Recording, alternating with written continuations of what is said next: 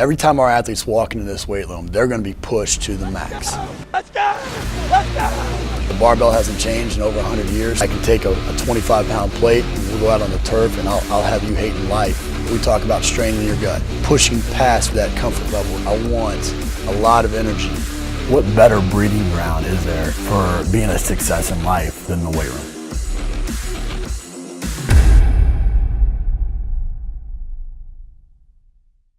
Hey guys, welcome to Iron Game Chalk Talk. I'm your host, Ron McKeefery, and this is episode number 225. I want to thank you guys for listening each week. Really appreciate those of you that like, share, and comment. Just helps us spread the word. Also want to thank our sponsors, and specifically Sorinex, for being a sponsor of this episode. You know, you guys all know how I feel about Sorinex. Just a fantastic company that does it the right way, and great people, great organization. And if you're in the market for racks, rigs, the whole deal, just go to the originators and see them personally. This week I'm joined by Scott Shirley. Scott is the executive director of Uplifting Athletes. He's also the CEO of Pledge It, and got a chance to first meet him when I was at the University of Tennessee, and just has an incredible story and has done something that we should all aspire to do. But man, I appreciate you coming on the show. Yeah, absolutely. Thanks for having me. I kind of alluded to, the backstory, but, it started with Uplifting Athletes, and it started at Penn State as a wide receiver. And if you could, just for everybody that's not familiar with Uplifting Athletes, can you go back to the beginning and kind of talk about what is Uplifting Athletes and what was the genesis of it starting? Yeah, absolutely. And, thanks for having me. I feel like I'm joining a cast of legends here. So many men that have helped to shape me over the years. I've been able to watch their testimony on your show, and I'm honored to have a chance to share my story here. So like you said, it goes back to Penn State, fall of 2002. I'm on my way home from practice. I'm a wide receiver in my redshirt junior year. And I get a call from my mom, and she was calling to tell me that my dad was diagnosed with a rare cancer and was only given 6 months to live. And, anybody that knew my dad kind of saw him, as I did. He was a coach for 34 years. He was a winner. He was a fighter. He was a God-fearing man who lived a very healthy lifestyle, and he seems like the guy that beats cancer. I figured that was going to be his legacy. So I didn't panic. I was going to let other people panic. I was just going to kind of keep a level head. Like Joe always said, you're not as good as you think you are when you win. You're not as bad as you think you are when you lose. So right. I kind of live in the middle there. And, I put together a game plan, and we went to see all the top doctors in the Mid-Atlantic region. We went up to Sloan Kettering in New York and Fox Chase in Philly, and finally in the spring of 2003, we're running out of time, and we went to see the top oncologist at Hopkins. And he didn't even bother closing the door of the waiting room. He just stuck his head in and said, the reality is there's nothing we can do. Go home and enjoy the time that you have left. Wow. And that was the first point that I felt like we had really kind of reached the end of the road. And, I'm trying to balance school and football and this family thing that we're dealing with, and really trying to save my dad's life. And on my way back from Hopkins, I started to do some research on my phone and called the American Cancer Society. And they told us that kidney cancer wasn't one of their priorities. It doesn't typically respond to chemo or radiation because all cancers have different molecular pathologies, different treatment protocols. So I called the Kidney Cancer Association next, and they said that the challenge is really that the mortality rate's so high. You only had a 10% chance of a 5-year survival. There's not enough people living with the disease that there's a big enough market to make new treatments. And that's why it's classified as rare. So I walked in my apartment that night. My teammate, M.Eng Jones, was sitting on the couch, and he asked me about my day. And I said, you know what, man, it sucks. 45,000 Americans a year are diagnosed with this, and they're told that nothing can be done because nobody cares. M.Eng looked at me and shrugged his shoulders and said, well, then why don't we do something? We're Penn State football players. We have a spotlight. Let's shine it on people who need a voice. So we started talking about it in the locker room, and the team rallied around the idea we had to hold a summer lifting competition that became known as the Lift for Life. And in 3 short months, we had guys line up at our locker saying, hey, I heard what you're trying to do. How can I help? I want to be involved. And it allowed M.Eng and I to reach corners of the locker room that we didn't typically engage with at that intimate level, whether it's different positions, different classes. I mean, the dynamics of a locker room. You're all friends, but it created a bond. It galvanized the team in a way unlike anything else that I've experienced in sport. And I've always believed in the power of sport for social good, and it really kind of manifested itself in this way. in summer of 03. So we held the first Lift for Life event. John Thomas, Coach JT, and Jeremy Scott were our strength coaches at the time. Brilliant minds in the business and fully supportive of what we wanted to do. And we raised $13,000 that first year and felt like, it was a nice start. But what was really special about it was the opportunity that we had as players to get that hands-on real world experience in effectively running our own business. We were able to take the leadership we learned from football, the academics that we were learning in the classroom, and apply it to solve a real world problem in a big way. And so we registered as a student org. We ran again the next year, and we grew from 13,000 to 38,000. Wow. So after the second event in 2004, Dave Koslow, our starting center, and I were writing thank you notes to some of the bigger donors late on a Thursday night and said, here we are, a couple college kids sending $50,000 in the mail to these people in Chicago that we've never met. And typical college thought process, we said we should go out and meet them sometimes. We looked at our calendars. The only weekend we were both available was that weekend starting that night. So we called JT and said, hey, I haven't missed a workout in 5 years. Would you excuse us because we have to drive to Chicago? We're calling JT at 10 o'clock at night. And he said, yeah. That probably didn't go over well. Well, by the time you're in that fifth year, you've earned the trust. And if you have a good reputation, a good record. So he said, yeah, you got to do what you got to do. So we went out to the airport, rented a car, and drove to Chicago because we had learned that it was our biggest patient conference of the year. So we told them we were coming, and they said, we're only a staff of 3. We're worried we might not get to spend time with you because we have 500 patients here, and this is our big event. And we said it really didn't matter to us. It was the only opportunity we had, so we were going to take that chance. And we're about an hour outside of Chicago when we get a call from the Kidney Cancer Association to see if we were still planning to come. And we said, yeah, of course. We've been driving all night. We're in Gary, Indiana right now. They said, okay, good. Our keynote speaker just canceled. Do you guys think you could fill in for us? So, of course, we said yes. We pulled over to rest stop and changed our clothes. And we got to the Hilton O'Hare, and they valeted our car and ushered us right up on the stage. And that was the life-changing moment for me. That was the aha moment for me. We drove to Chicago to meet the people we were giving the money to. But before we met anybody, we're standing in front of a room full of people that lived in the same world that my family lived in, where we were told that nothing can be done because nobody cares. And in walked 2 college football players who drove halfway across the country because, you know what? We gave a damn. And in that moment, we were interrupted 3 times by standing ovation. We moved their medical advisory board to tears. And I learned that if we accomplish nothing else, we're at least in a position to inspire people with hope by simply taking action, by taking this platform that we have and using it for a greater good. And, Dave and I kind of fantasized the whole trip home about how we could make this a national movement, creating this unique experience for the college football student athlete who, with the year-round commitment to football and school, it's really tough to get this third kind of holistic kind of real life experience outside of it. I mean, you've been in it, I've been in it. We know how that translates. But when you enter the job market, if you're talking to somebody who hasn't been through it, it's hard for them to connect the dots. And when you can bring something, an experience like this forward and say, this is how it translates, it makes a world of difference as you take that first step out of football into the real world. No, but incredibly inspiring. And I mean, shoot, I'm tearing up just thinking about that, standing ovations, and being on stage and more importantly, as a coach, to think about the type of impact that your players can have. And, sometimes we forget that as coaches, we forget that they're people too, and they have their own sets of challenges and they have their own ambitions and goals.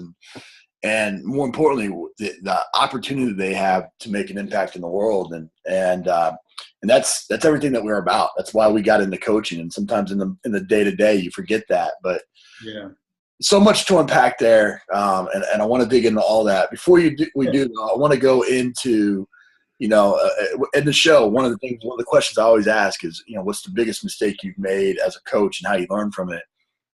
Running this organization that's raised over $400 million, I'm sure you've made tons of mistakes, especially as that young, 5th year wide receiver. Yeah. What's one of the biggest mistakes you made running an organization and how you learn from it? Yeah. I think one of the things I've learned is that it takes longer to do less than what you would expect. I mean, Dave and I thought within a year or two, we'd be able to get ESPN on board, have this be a world's strongest man competition type event where we have Live for Life on every campus and, all on the same day, game days out there doing remote broadcasts. I mean, we had a big vision for it. And I think having a big vision is good and it's important. But, what I learned right away is that sports are a business and charity is pretty cutthroat. And I started to shop around the idea of Live for Life, and I had ADs at major universities say, I love the idea of this event, but this is, a cause that I want to benefit rather than your cause. And I would say, well, that's great, but that's not what we're about. And they would say, that's great. There's nothing you can do to stop me. Right. So the harsh reality of the business side of sports really presented itself right away.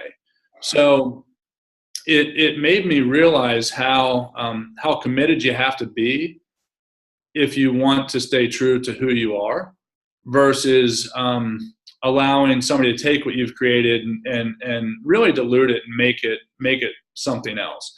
The reason we started this was because I was standing in that room full of people that lived in a world where nobody was fighting for them. Right. And we created a team for them to be a part of so that they didn't feel like they were fighting alone. And I couldn't let the business of sport take that away from what we were doing.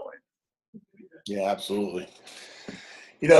Initially it just kind of naturally happened that it ended up being a lift, basically a lift-a-thon, right? And that was the case early on for you at Penn State, but then it's grown to where, now you do just different types of events, but it's always kind of been at its core, that Lift for Life, and why strength and conditioning? Why strength and conditioning coaches? What was the appeal there to keep that as part of the organization?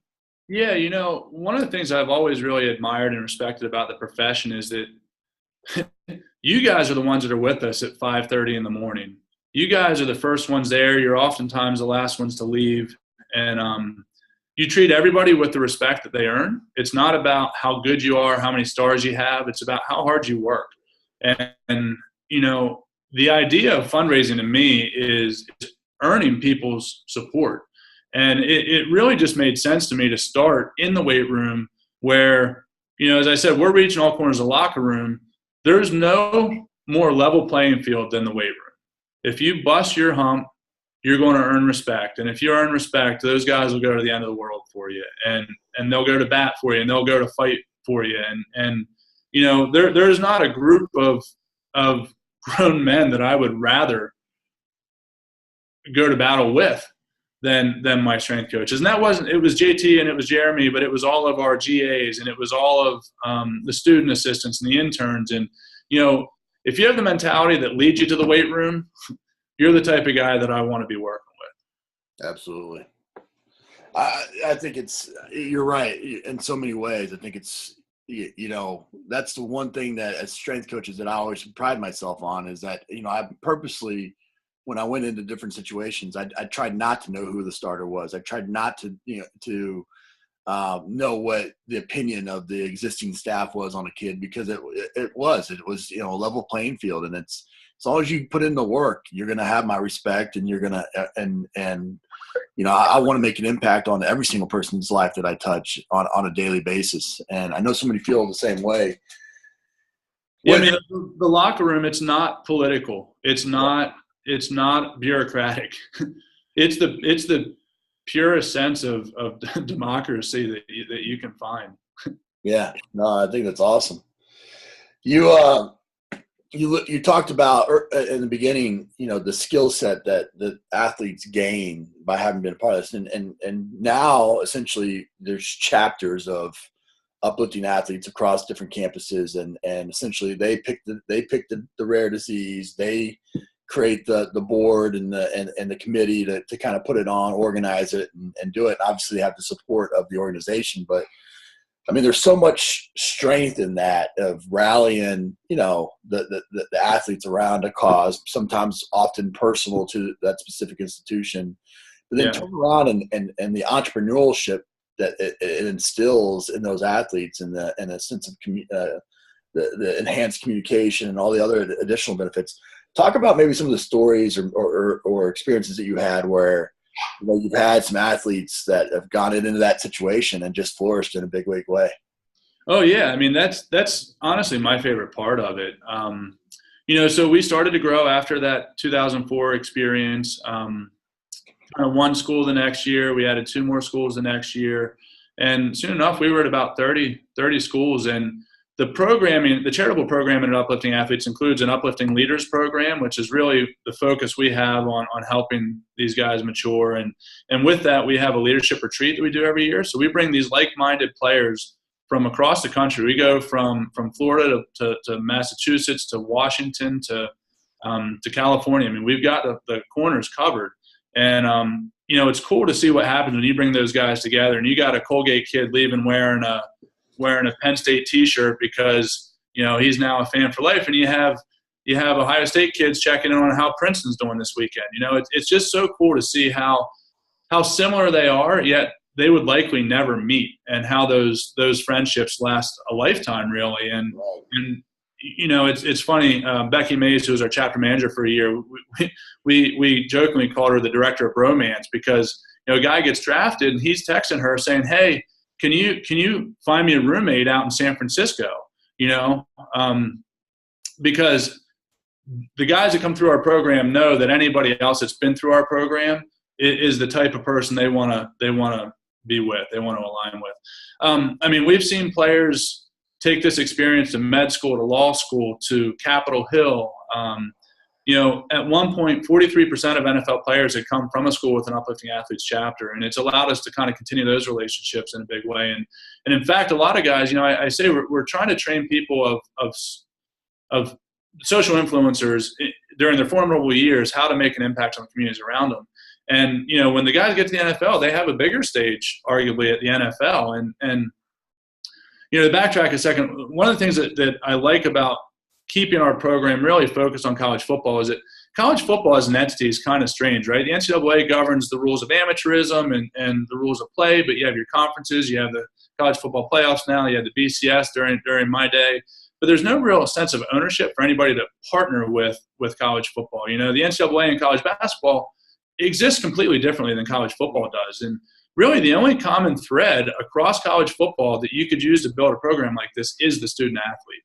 No matter who's in charge, what's governing, at the end of the day, without the student athlete, you don't have the sport of college football. So that's really why we focused them on the most important advocate for us. We don't sell the program to a coach first. We typically try to get the guys that are involved in the program to reach out to guys they know from high school all-star games, from the recruiting trail, that they think this might be a fit, because they've had an experience with a rare disease, because they have a desire for something greater, or because they want to make an impact on their communities. But with that number of guys in the NFL that have come through our life skills program, our Uplifting Leaders program, I have guys who reach out to me every year and say, "Hey, now that I'm here, I want to help the homeless, or I want to help the hungry, or I want to, whatever the cause might be that they're passionate about." And I was fortunate enough to have people rally around my cause for a long time and make a big, tremendous impact. But in 2014, Devin called me in May of 14 and said, "Hey, Scott, my baby girl has been diagnosed with this rare neuroblastoma." And fortunately, we had raised a good bit of money for neuroblastoma, and I was familiar with the diagnosis. And he said, "The NFL is making me play to keep my health insurance, and I just want to be with my girl. So if I have to play, how can I use the NFL as a platform like we did in college?" And I said, "Devin, I've had this idea for a long time for what I was calling performance-based fundraising, where you can earn the support. We'll create a website where you can have Bengals fans pledge for every sack the team has, and you can raise money for Leah, raise awareness about the cause, raise money for families that are less fortunate than you, but do it while playing the game that you love." And, really it comes down to you use your celebrity, your position to promote it, and then you go out and you earn it. And so we created the first ever Pledge It campaign in about 2 weeks for Devin, and it launched. And 2 days later, Phillip Rivers calls and says, "Hey, Scott, I saw what you're doing with Devin. Can I use Pledge It for the Ronald McDonald House?" So we set one up for him. Then Alex Gordon calls and says, "Hey, we're in the World Series with the Royals, and somebody told me that you can help me raise some money for the Team Jack Foundation, because Team Jack was a spinoff of Uplifting Athletes at Nebraska after Jack's touchdown and the tremendous impact that had. So, we quickly realized that there was a desire, there was a market for people to use the power of sport for social good in their own way. So in the early part of 15, I raised some venture capital and built the company, Pledge Platform, with Pledge It as the app. And now on Pledge It, we have thousands of people right now raising money for causes that range from nature conservancies to hurricane relief to cancer research. We have a high school football team here that's raising money for Project ALS, and every touchdown they score this season's worth over $2,000 for Project ALS because they have hundreds of people that are pledged $5 or $10 a touchdown. So they're able to rally their community, use the platform that they have, be social influencers, and I underestimated how fulfilling it would be for me to create a tool and see how others use it. And I wake up and I check my phone every morning to see what awesome is being done on Pledge It. And, the one story I like to tell is Bismack Biyombo, 6th man for the Raptors at the time. I don't follow the NBA that closely, so I didn't recognize his name, but I saw he was with the Raptors. So check out his campaign. And he had been to the Eastern Congo during the All-Star break and saw that his school had been devastated over there, and he wanted to rebuild it. He wanted to rebuild the school with his rebound. So he created a campaign on Pledge It, completely do it yourself. And in 48 hours, he raised $42,000 and grew his Twitter following by 10%. Supporting the Eastern Congo Initiative is not something that is really personally on my radar. It's kind of outside of the scope of my personal mission that my wife and I have subscribed to. But it's a very worthy, very noble cause, and it's amazing to be able to support that in a passive way by creating a tool that you make available to the world to use.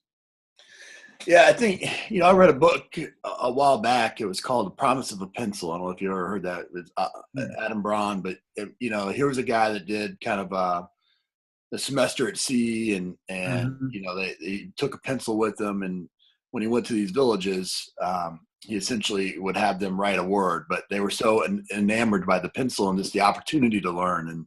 And so it's led to this huge, movement of building schools that people, a lot of people have got behind. But I mean, your story, his story, so incredibly impressive to me to see action takers take just an idea and go from that to, like I said, over $400 million and however much on Pledge It as well. And find the opportunities while you're in it to continue to help in different ways. I think that, it would have been very easy for you, very maybe life fulfilling for you to focus purely on uplifting athletes and focus on kidney cancer and call it a day. But I mean, you continue to find different ways to help others. And I think as humans, as strength coaches, I mean, we have an opportunity to influence the social influencers that you keep talking about. I mean, you've got 105 football players or, 30 baseball players or whatever it may be.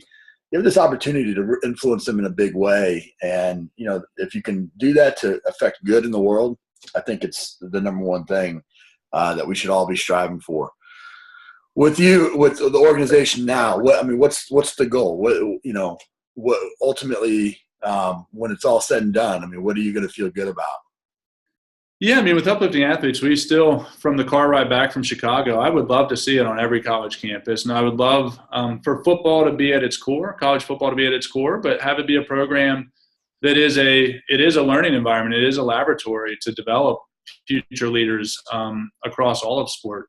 But I think that's where Pledge It has made that more realistic, because as software, it scales infinitely.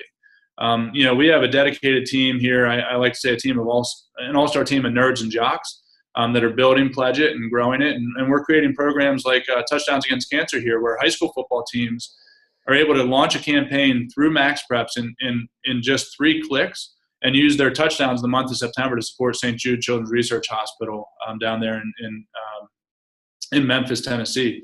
This program will probably end up doing $1 million by next year. And that's taken that learning experience to the next level, the high school level, where there's a lot more high school football players than there are college football players. But using the college football players and the few NFL players as role models, we're able to get more guys engaged younger. And, high school football and 65% of America really dominates dominates the hallways in high schools. And you want those kids to be leading the student body in the right direction, and leading by example and taking a lot of pride in this. And, one of the funny conversations I had with Commissioner Delaney when we were trying to grow Uplifting Athletes out of the gate, he said, Scott, everything you're saying makes sense. I think it sounds really good, but, when you're in college, you really only have time for three things. It's school, it's sport, and it's social. He said, I don't think people have time for a fourth thing. I said, with all due respect, the guys are choosing to use their social time in this way. Right. And what coach wouldn't rather have their kids getting together on a Friday night brainstorming how they can get more people to attend their summer lifting event versus going to the bar and trying to figure out how they can absolutely together, and it's funny, in our second or third year we had about 8 teams, and every team won their conference, including there were co-Big Ten champions that year. So I've always liked to think that the teams that are involved in Uplifting Athletes do have somewhat of a competitive advantage. They certainly have a recruiting advantage, whenever how competitive the recruiting game has gotten, and there's a certain type of kid that you want your program. Absolutely. And having something like Uplifting Athletes that you're offering sometimes can be a difference in getting that kid. Yeah, I couldn't agree with you more. I mean, you look at pretty much, every World Series champion, every NFL champion, there's usually some sort of catalyst that kind of helped them get together. And I mean, if it's purely just, wins and losses, I mean, there's enough there to rally a team around a cause for sure. But more importantly is the making the impact in the world and leaving, kind of leaving your footprint in the way that you can. And, using organizations like this and tools like Pledge It, people can do that in their own way. And I think that's incredible. We end the show with some resources. What's the best piece of business coaching advice you ever received? Oh man, the one thing that Joe said that's always stuck with me is if you take care of the little things, the big things take care of themselves. And I usually joke when I'm public speaking, I said that defined his offense for 50 years. It was 3 yards and a cloud of dust. But the reality is if every man does his job and puts, you put a hat on a hat, and that 3 yards and a cloud of dust every now and then pops for a 60-yard touchdown. The big plays come from taking care of the little things. And that's really been true in my experience, both with Uplifting Athletes and with Pledge It. Everybody talks about wanting something to go viral, right? The Ice Bucket Challenge is a great example of that. And there's not really a formula for how to make something go viral, but if you're ready when the opportunity comes, and that was the case with Jack Hoffman's touchdown at Nebraska. We were part of the Mark Herzlich Beat Cancer movement at Boston College, and Devin called me because of his experience with Uplifting Athletes, and that's what launched Pledge It. And I think that's really the best advice, and that translates to me not just in business but in life and in parenting and in relationships. I mean, just take care of the little things. You can overwhelm yourself worrying about the big things, but take care of the little things, and the big things will take care of themselves. No, I couldn't agree more. What about a book, app, and website recommendation? Yeah, the book, that I like to recommend is Delivering Happiness. It's not a sport-based book, but it's about culture, developing a culture within your program, within your organization. Tony Hsieh was the CEO of Zappos, and he has a lot of really funny anecdotes about, when his back was against the wall. But the thing about it that I like the most, and I try to apply in a lot of different situations, is, and even candidly in my faith, and the idea of free will. And after he takes you through an intense 6-week training program, he gives you a leave bonus. He offers you $5,000 to quit the company. So that way you are choosing to leave the money and pursue the job because you value it greater than the money that he's offering you to quit.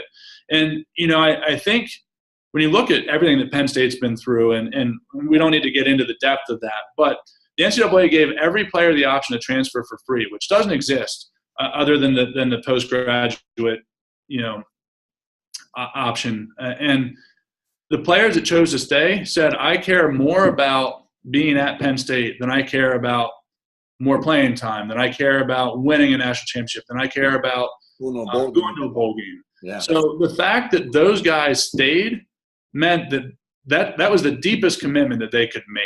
When they had a free out and on with free will, they chose to stay. And I think that, that's kind of the heart of Penn State that has has really swelled over the last 5 years. And I really think it's remarkable that they are where they are as a program. And I think it comes back to the idea that Penn State's always recruited that type of player that values the name on the front more than the name on the back. Yeah, absolutely. Give us the websites that we can go to find out more about Uplifting Athletes. And yeah, definitely check out upliftingathletes.org. We have a lot of really cool initiatives that you can get involved with in different ways there. And then pledgeit.org, spelled out PLEDGEIT.org, and you can go there and create your own movement. You can click the button, start a campaign, and raise money based on any type of performance. We have a lot of weightlifting. We have a lot of people that do it per pound, per rep, per mile, we've really seen it all, per pound lost, per pound gain.